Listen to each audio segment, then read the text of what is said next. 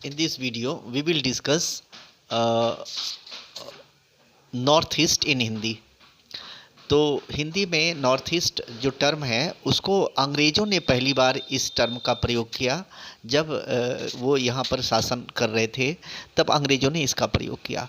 North east 7 राज्यों का समूह है जिसको 7 बहनों के नाम से भी जाना जाता है, 7 सिस्टर्स के नाम से, और जिसमें अरुणाचल प्रदेश, मणिपुर, नागालैंड, मिजोरम, त्रिपुरा, मेघालय, असम ये सब हैं। ये 7 बाद में नॉर्थ ईस्टर्न काउंसिल बनता है और उसमें सिक्किम को भी शामिल कर लिया जाता है। इस तरीके से नॉर्थ ईस्टर्न काउंसिल में 8 स्टेट्स भारत के हो जाते हैं। फिर अभी देखते हैं हम कि नॉर्थ ईस्ट में जो है ये बहुत बड़ा देश, एक क्षेत्र है जो पहाड़ियों से घिरा हुआ है, और इस क्षेत्र में, इस रीजन में बहुत 2 बड़ी बड़ी नदियां हैं, मशहूर नदियां हैं, बड़ाक और द ब्रह्मपुत्रा। इन दोनों नदियों की बहुत सारी उपनदियां हैं जो पूरे नॉर्थ ईस्ट में फैली हुई हैं, और इस क्षेत्र इनके जो रिवर वैलीज हैं बहुत ही उपजाऊ हैं, कृषि के लिए बहुत ही उपजाऊ। और यहाँ पर इस रीजन में जो है कृषि कार्य भी बहुत बड़े पैमाने पर होता है।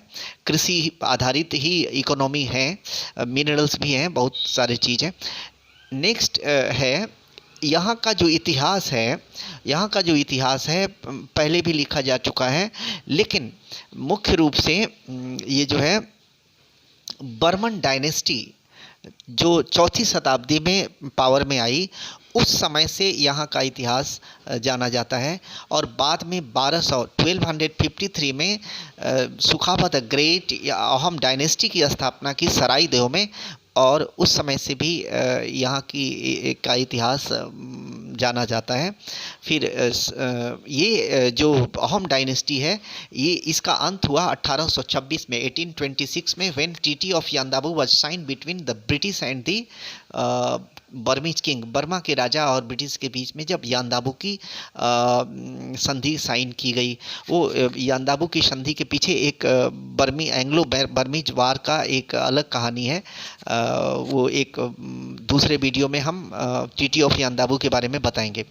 नेक्स्ट जो चीज़ है, ये पूरा क्षेत्र है, यहाँ पर हिंदू, मुस्लिम, सिख, ईसाई रहते हैं, और ज़्यादातर जो ये रेशियल ग्रुप है ना, मंगोलॉयड रेशियल ग्रुप के लोग यहाँ ज़्यादातर पाए जाते हैं। और मेघालय में जो है ऑस्ट्रिक रेशियल ग्रुप्स के लोग होते हैं। ऑस्ट्रिक मेघालय बहुत important, examination point of view से बहुत इम्पॉर्टेंट। और ये मेघालय का जो सोसाइटी है, मैट्रियार्कल सोसाइटी है, पैट्रियार्किकल और मैट्रियार्किकल सोसाइटी। और मैट्रियार्कल सोसाइटी में क्या होता है, मातृ प्रधान, यानी कि बच्चों का जो वंश निर्धारण होता है माता के वंश के आधार पर होता है, और पितृसत्तात्मक जो समाज होता है उसमें पिता के वंश पर पुत्र और संतान का वंश निर्धारण होता है। तो मेघालय में इस तरह की व्यवस्था, इस तरह की सोसाइटी आज भी है। फिर मिजोरम जो है ना, मिजोरम के लोग क्रिश्चियनिटी में कन्वर्ट हो गए, और उन लोगों ने अपनी संस्कृति को, अपने ट्रेडिशन को खो दिया धीरे धीरे।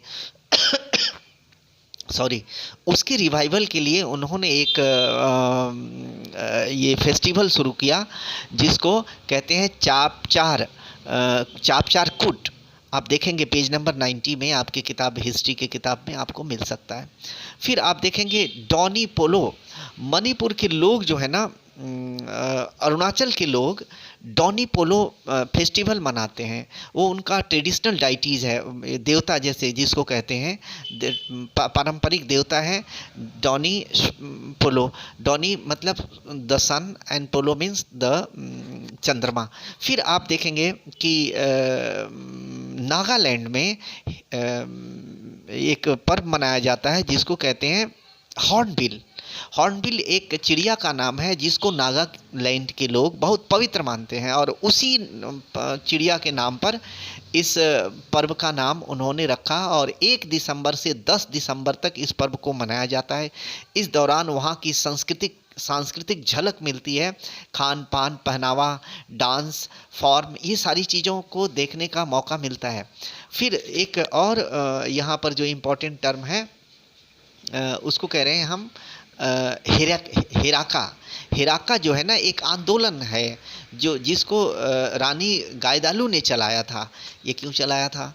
तो उन्होंने माने नागालैंड के ट्रेडिशन को रिगेन करने के लिए, प्रिजर्व करने के लिए और रिलीजियस बिलीफ को बनाए रखने के लिए ये हिराका मूवमेंट चलाया। क्योंकि धीरे धीरे मॉडर्नाइजेशन और बदलाव के कारण बहुत सारी चीज़ें पीछे खो रही थी, तो इसके लिए उन्होंने हिराका मूवमेंट चलाया, जिसके माध्यम से वो खोई हुई चीज़ों को पुनः प्राप्त करें, परंपरा को बनाए रखें, ट्रेडिशन को बनाए रखें, कल्चर को जिंदा रखें और रिलीजियस बिलीफ को जिंदा रखें। इसके लिए ये किया गया। तो एक brief description of the north east in Hindi English में भी दिया है। किसी में कुछ इन्फॉर्मेशन ज़्यादा होगा, किसी में कुछ कम होगा, आप उसको मैनेज करिए, देखिए, किताब से पढ़ लीजिए। और मेन चीज़ है हिराका, हॉर्नबिल, डोनीपोलो, चापचारकूट, खासी लोग, मैट्रियार्किकल सोसाइटी है, मातृसत्तात्मक सोसाइटी है। ये इंपॉर्टेंट चीज़ है। मीजो का मतलब होता